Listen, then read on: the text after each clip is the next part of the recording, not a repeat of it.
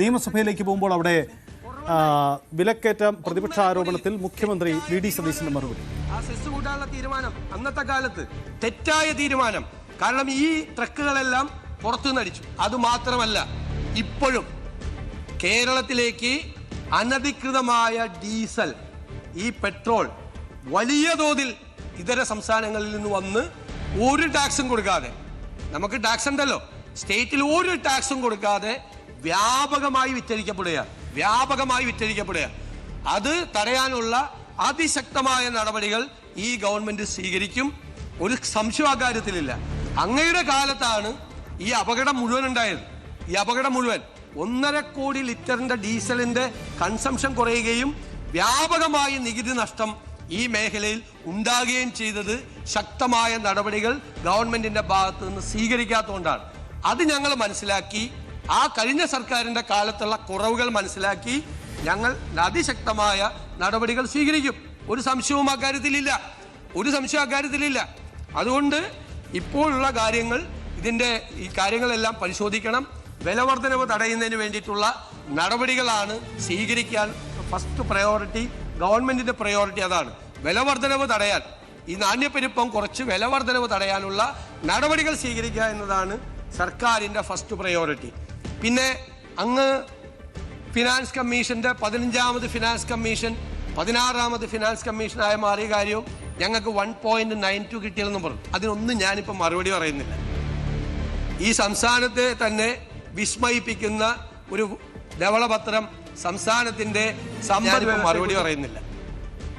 ഈ സംസ്ഥാനത്തെ തന്നെ വിസ്മയിപ്പിക്കുന്ന ഒരു ധവളപത്രം സംസ്ഥാനത്തിന്റെ സമ്പദ് വ്യവസ്ഥയെക്കുറിച്ച് വരുന്നുണ്ട്. മനസ്സിലായോ? വരുന്നുണ്ട്. ഇതിനൊക്കെയുള്ള മറുപടി അതിൻ്റെ അകത്തുണ്ട്. അപ്പൊ പറഞ്ഞതിനൊക്കെയുള്ള മറുപടി, കൃത്യമായ മറുപടി അതിൻ്റെ അകത്തുനിന്നുണ്ട്. അന്ന് കേന്ദ്രത്തിൽ നിന്ന് എന്ത് കിട്ടി, ഇന്ന് കേന്ദ്രത്തിൽ നിന്ന് എന്ത് കിട്ടുന്നില്ല എന്നൊക്കെയുള്ള കാര്യം ഞാനത് വൈറ്റ് പേപ്പറിൽ സഭയുടെ മുമ്പിൽ വെക്കേണ്ട ഒരു സുപ്രധാനമായ രേഖയാണ്. ആ വൈറ്റ് പേപ്പറിലുള്ള കാര്യങ്ങൾ എനിക്ക് പറയാനുള്ള പരിമിതികളുണ്ട്. അത് അനൗചിത്യവുമാണ്, ഒരു ഇംപ്രോപ്രൈറ്റി അതിൻ്റെ അകത്തുണ്ട്, അത് നേരത്തെ പറഞ്ഞാൽ. അതുകൊണ്ട് ആ പേപ്പർ വയ്ക്കുമ്പോൾ വളരെ കൃത്യമായ കാര്യങ്ങൾ പറയും. കേന്ദ്രത്തിൽ നിന്ന് എന്ത് കിട്ടി, ഇപ്പോൾ എന്ത് 16ാം ധനകാര്യ കമ്മീഷൻ വന്നപ്പോൾ എന്ത് കിട്ടുന്നില്ല എന്നൊക്കെ കൃത്യമായി അങ്ങ് ഉണ്ടാക്കി വെച്ചിരിക്കുന്ന ഒരു പ്ലാൻ ഉണ്ടല്ലോ, അതാണല്ലോ ഇപ്പോൾ ഞങ്ങളുടെ തോളത്തിരിക്കുന്നത്. അതിനെക്കുറിച്ചൊക്കെ വിശദമായി ആ ഫിസ്ക്കൽ ഹെൽത്തിനെ കുറിച്ച് ഞങ്ങളതൊരു it's not a political paper, അത് ഈ കേരളത്തിൻ്റെ സാമ്പത്തിക ആരോഗ്യത്തെക്കുറിച്ചുള്ള കൃത്യമായ പേപ്പറാണ്. അതിനുള്ള മറുപടി ഉണ്ടാവും. അതുകൊണ്ട് ഈ കാര്യം സഭാ നടപടികൾ നിർത്തിവെച്ച് ചർച്ച ചെയ്യേണ്ട ഒരു കാര്യവുമില്ല എന്ന് ഞാൻ ബഹുമാനപൂർവ്വം അങ്ങേ അറിയിക്കുന്നു. ബഹുമാനപ്പെട്ട മുഖ്യമന്ത്രിയുടെ വിശദീകരണത്തിന്റെ അടിസ്ഥാനത്തിൽ ഈ വിഷയം സഭ നിർത്തിവെച്ച് ചർച്ച ചെയ്യേണ്ട ആവശ്യമില്ല എന്ന് ചെയർ കരുതുന്നതിനാൽ ഉപക്ഷേപം അവതരിപ്പിക്കുന്നതിന് അനുമതി നിഷേധിക്കുന്നു.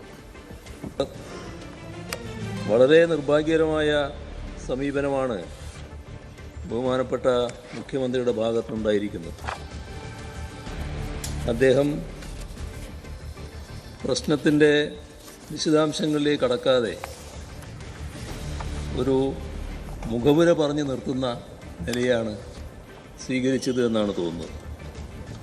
സർ, ഇവിടെ പെട്രോൾ ഡീസൽ വില വർധനവ് അതീവ ഗുരുതരമായ പ്രതിസന്ധി സൃഷ്ടിച്ചിരിക്കുന്നു.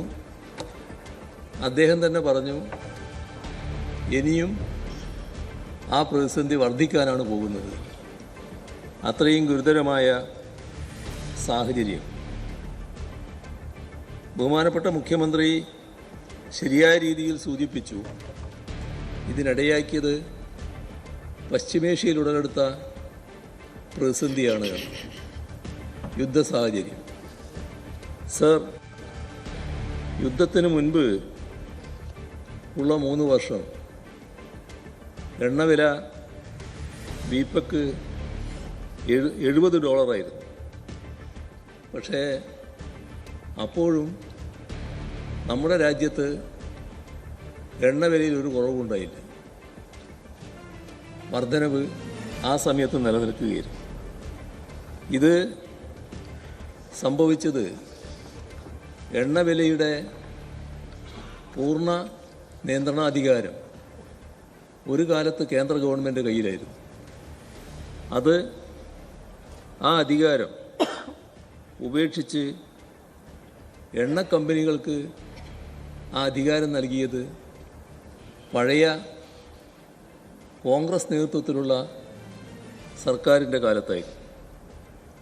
സർ, ഇവിടെ കോൺഗ്രസ് തുടങ്ങിവെച്ചത് BJP അതിശക്തമായി തുടരുന്ന കാഴ്ചയാണ് നാം കണ്ടുകൊണ്ടിരിക്കുന്നത്.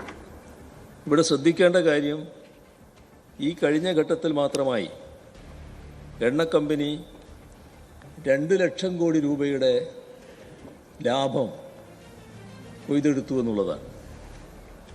ഇതിൽ ഒരു തരത്തിലുള്ള നിയന്ത്രണം കൊണ്ടുവരാൻ കേന്ദ്ര ഗവൺമെൻറ് സന്നദ്ധമായില്ല.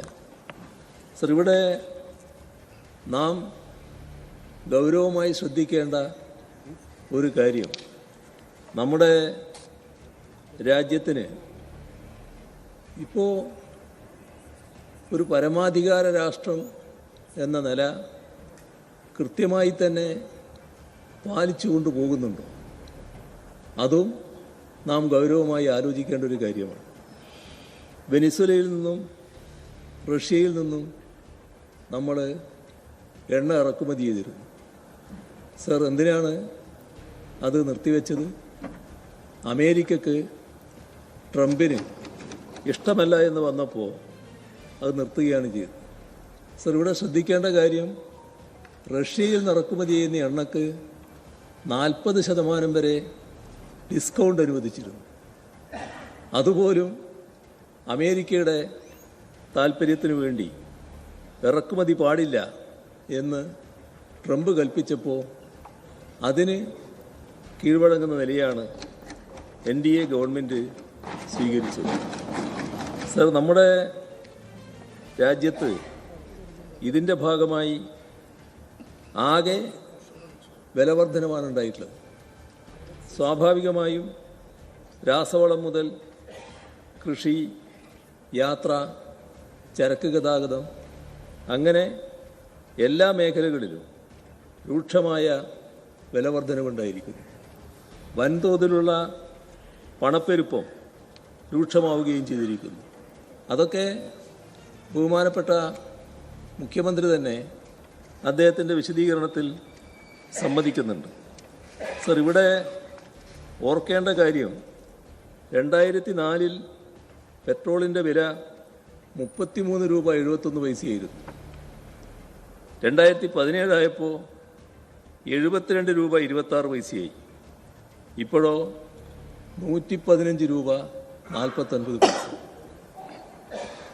ഇതിൽ കേന്ദ്ര സർക്കാർ സ്വീകരിക്കുന്ന സമീപനത്തെ കുറ്റപ്പെടുത്താൻ തയ്യാറാകണ്ടേ? കേന്ദ്ര സർക്കാരിനെ വിമർശിക്കാൻ തയ്യാറാവണ്ടേ? ഈ നിലപാട് സ്വീകരിക്കുന്നത് നമുക്കുണ്ടാക്കുന്ന പ്രയാസങ്ങൾ ശരിയായ രീതിയിൽ ശ്രദ്ധയിൽപ്പെടുത്താൻ തയ്യാറാകണ്ടേ? സർ, നമ്മുടെ പല